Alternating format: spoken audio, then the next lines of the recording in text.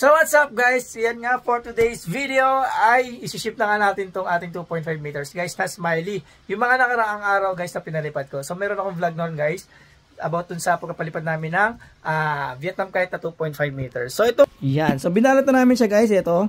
So yung pagkakabalot namin talaga dito guys is sobrang secure talaga. So ang laman nito guys is yung kite t-shirt na 2.5 meters. Yung pulunan guys, yung pulunan niya. Tapos meron siyang tali. Tapos, wala kaming tali guys na na available dun sa kay sir. Kaya ang ginawa niya, sinabi ko sa kanya kung pwede, kung okay lang sa kanya is yung pang test fly na tali ang ilalagay namin dito or ibibigay namin sa kanya. So pumayag naman si sir kasi hindi naman masyadong gamit yung taling yon. Ginagamit lang namin sa pag-test fly. So yun ang nakalagay dito guys na may stainless na pulunan. So yung stainless na pulunan guys is naka-bubble wrap yun para kahit tumama dito sa float natin is hindi madadamage yung float natin. So bali, nakabalot ng bubble wrap yung stainless natin na pulunan. Nakabalot ng bubble wrap yung ating mga float at binalutan pa natin or nilagyan natin ng both side ng bubble wrap para kahit maalog-alog siya guys is hindi madadamage yung nasa loob. Yan guys. So ito naman yung ating guys, frame ng ating Vietnam kite. So ang ginawa namin yan guys is binalot namin yung frame mismo dun sa bubble wrap. Inikutan namin ng bubble wrap.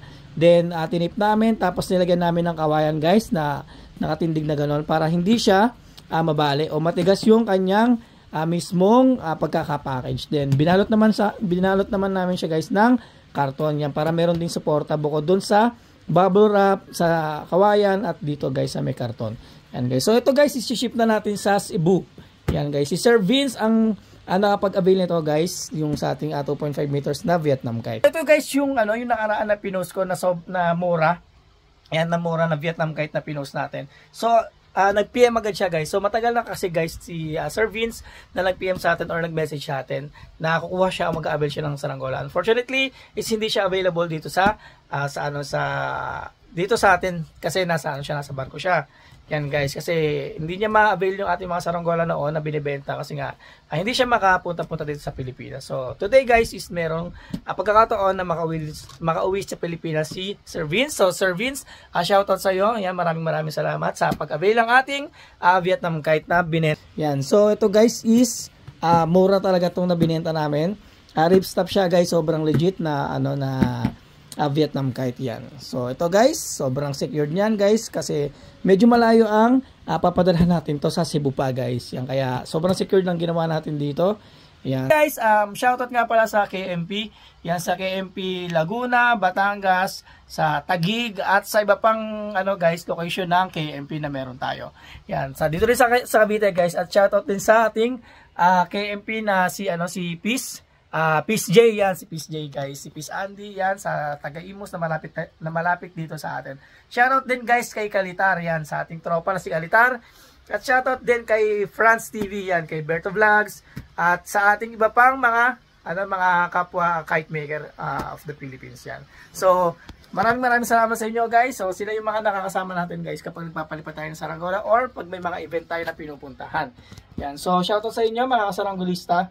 At yun nga guys, papadala na natin to. So inaantay na lang natin si Rafi. Yan. So siya yung magiging mga kasama natin na para papadala natin to para magbuhat nito or maghawak nito sa ating sa motor. Yan, habang nabiyahe tayo. So yun nga guys, mabangan nyo guys, i-deliver na natin to. Yan.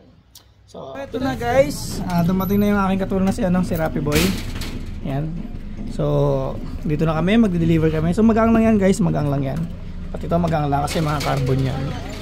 Tsaka mga light materials to guys para sa saranggola namin. So ito na guys, si Rafi Boy at kami ay mag-deliver na. Yan, so spicy. Yan.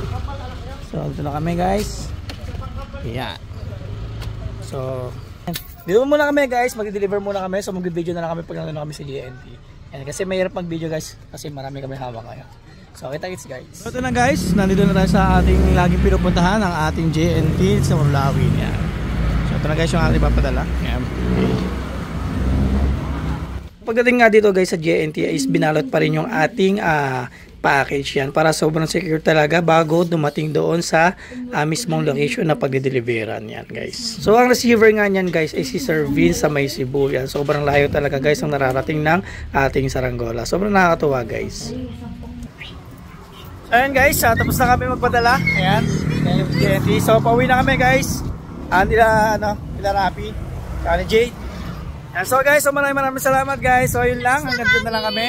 Lakas ng hangin. Magpalapit kami mamaya na saranggola. So yun lang guys, kita-kits next vlog.